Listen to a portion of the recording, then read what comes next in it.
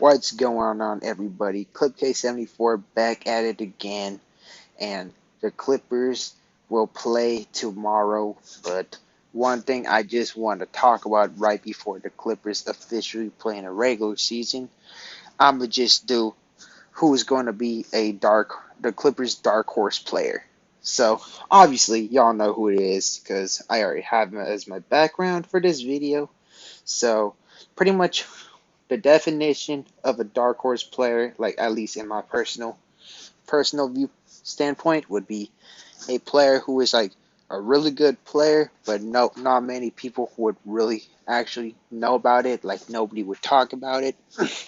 The player would show flashes of being a really good player. It's just he may like pretty much like casual fans would not know who he is. Even Clippers fans won't know who he is. It's just probably like only like maybe like some individuals who look deeply into the Clippers would know who Jay Scrubb is. Like, and I believe he's going to be a really good key piece for the Clippers in my opinion, and he's going to be. I personally believe he could be a star, even maybe just maybe the superstar, superstar because he has the right mechanics to be the superstar. So before I'm gonna just talk about what J Scrub can do, I'm gonna just do like I'm gonna take every single y'all down to memory lane. So Terrence, man, just go back, just get a time machine, go back to October 2020. You ask any Clippers fan or any fan in general about who Terrence Mann is. Barely anybody are gonna really know who Terrence Mann is.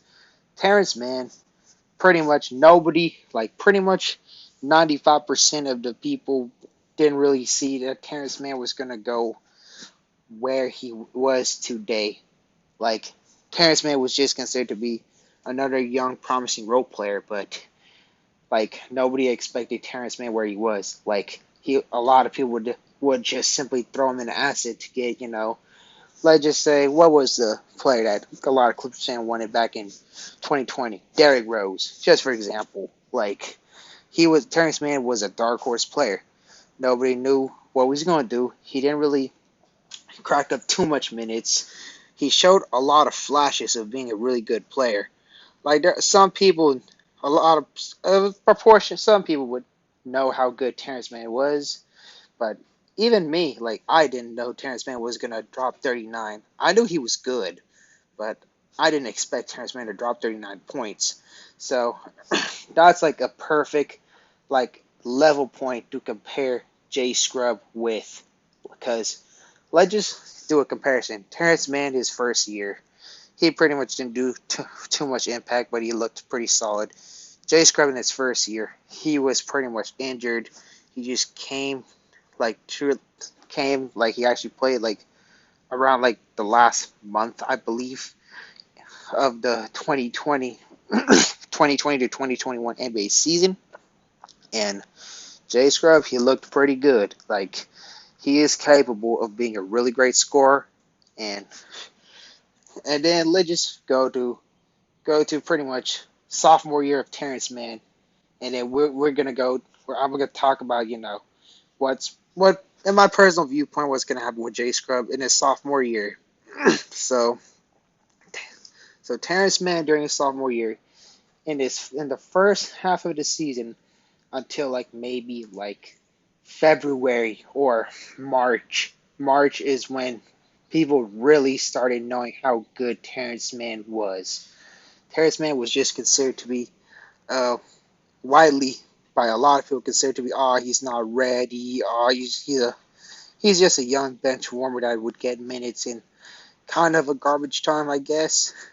And then that's where how a good amount of people would view Jay Scrubb, like a a dude who shows like a good amount of talent, and then pretty much can't really truly crack the rotation, but maybe could get like like some minutes maybe. Like I personally would want to see Jay Scrubb get at least 10 minutes in the beginning just to see what he can do because I believe he could really do a good amount of stuff in my opinion.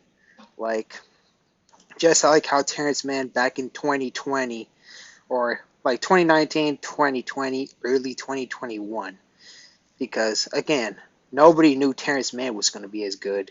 So I believe Jay Scrubb is the next dark horse in my opinion. But because BJ Boston, every single Clippers fan who has basic knowledge know BJ Boston will be at least a star. But pretty much, as for Jay Scrubb, a lot of Clippers fans do support him, so that's good. But not many people would are eyeing on Jay Scrubb because the shooting guard that a lot of Clippers fans are eyeing on is Luke Kennard. But personally, I think Jay Scrubb could be that factor who pretty much will surprise a lot of people when given the opportunity. Cause now I'm gonna just head on what Jay Scrubb can do. Like, and also before I talk about Jay Scrubb's ability again, I'm like if I was to choose who would I rather keep on the Clippers, Luke Kennard or Jay Scrubb, I would take Jay Scrubb in my personal opinion. I know not many people are ready for this, but but I'm gonna just break down the comparisons. Luke Kennard, he's just a certified sniper. Like he can shoot from the arc. He's like a JJ Redick that could kind of dribble, or you could say he's a Kyle Korver, pretty much a really efficient 3-point shooter. Jay Scrubb can also shoot from the 3-point line. Is just not as efficient. But Jay Scrubb, in my opinion, could do more other stuff that Luke Kennard can't. Like Jay Scrubb has the body, has the physicality to drive to the rack and finish hard in the paint. Like throw down a big poster. Luke Kennard, I doubt he could do that. He's just strictly more of a shooter and yes he could of course obviously he could do layups, but Jay Scrubb, in my opinion. Now let's go on defense. Luke Kennard, Luke Kennard in defense cannot really go in the really, pretty much the same sentence because Luke Kennard on defense he would tend to be torch really often like Marshmallow in my opinion because y'all saw when Luke Kennard got minutes against the Jazz he was really good on offense, but a lot of people kept cooking Luke Kennard because Luke Kennard on defense it's just not it. But don't get twisted. I really like Luke Kennard as well too. But I'm just stating a hyperbole comparison. And Jay Scrubb is no lockdown defender, but his defense is not as bad as nowhere near as bad as Luke Kennard. Jay Scrubb shown flashes to be a solid defender because he plays probably a lot with more hustle and he has a stronger frame. So other NBA players cannot really bully Jay Scrubb to in the paint or pretty much just simply just shoot over him just easily. Plus Jay Scrubb has a really sorry for me coughing. Apologies for that. But Jay Scrubb, he has a 6'9" wingspan, which makes him a lot better defender than Luke Kennard is. And Luke Kennard, his wings. I shouldn't be really comparing my physicality, but I'm gonna just talk about that about Jay Scrubb just so just to elaborate more. And Luke Kennard, on the other hand, his defense, like his length would not really contest other players, and plus Luke Kennard, in my opinion, could get bullied a lot more easier than Jay Scrubb, especially with guys like Anthony Edwards, Donovan Mitchell. But if it was Jay Scrubb, it would be a pretty much of a fight because again, Scrubb from what I saw, he's a decent defender and he's more of a shot creator. He could act and also like a plus for Jay Scrubb against Luke Kennard. Scrubb can make a tougher shot. Meanwhile, Luke Kennard is just pretty much the basic fundamentals, which is nothing wrong with that. But that's another reason reasoning why I believe Scrubb would be better than Luke Kennard in my opinion. And then, but I'll just go on break down on what Luke Kennard can do better than Jay Scrubb. So one is obviously efficiency, but two is playmaking.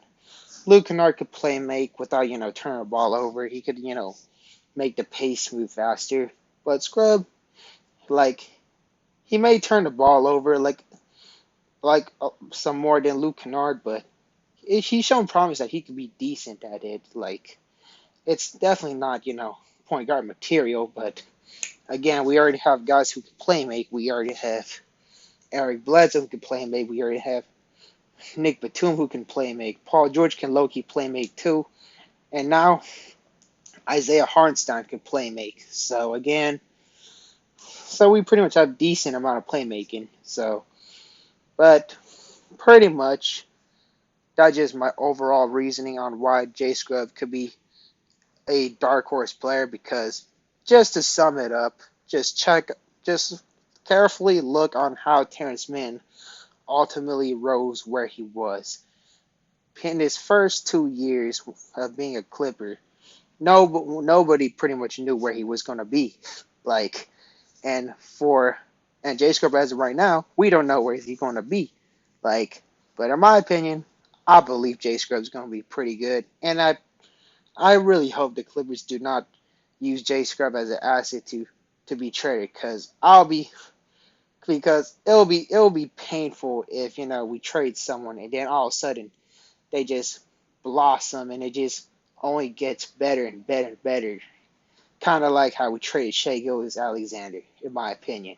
But again, that I just want to make a video right before the season starts. So again, just leave a comment down below on what y'all think. Be sure to like or dislike if you disagree. And I'll try my best to chat with y'all in the comment section. And peace. Clip gang don't bang. Simple as that.